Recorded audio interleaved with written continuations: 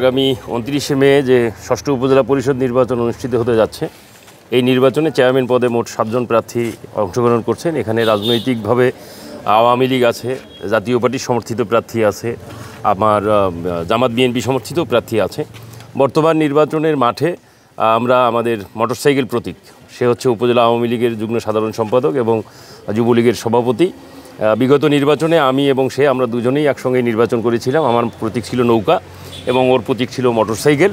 তা আমি এইবার নির্বাচন করছি না, কারণ আমি বিগত সংসদ নির্বাচনে স্বতন্ত্র প্রার্থী হিসেবে নির্বাচন করায় উপজেলা পরিষদ নির্বাচন থেকে আমি সরে দাঁড়িয়েছি।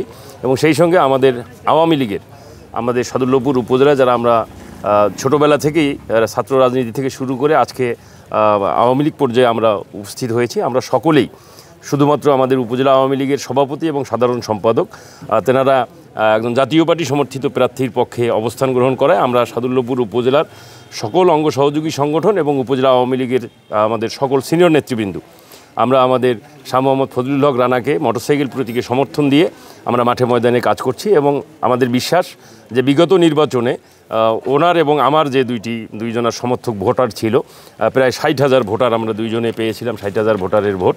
তো আশা করছি যে এবার আমাদের দুইজনেরই ভোটগুলো একত্রিত হয়ে আজকে মোটরসাইকেলের দিকে তারা প্রচারণায় চালাচ্ছেন এবং আমার মোটরসাইকেল জয়ী হবে, বিজয়ী হবে, এটা আমরা আশাবাদী। কারণ সাধারণ মানুষ চায় যে সাদুল্যপুর উপজেলার সার্বিক উন্নয়নের জন্য, উপজেলার উন্নয়নের জন্য আওয়ামী লীগ অর্থাৎ সরকার সমর্থিত প্রার্থীকে জয়লাভ করলে পরেই অত্র এলাকার উন্নয়ন হবে।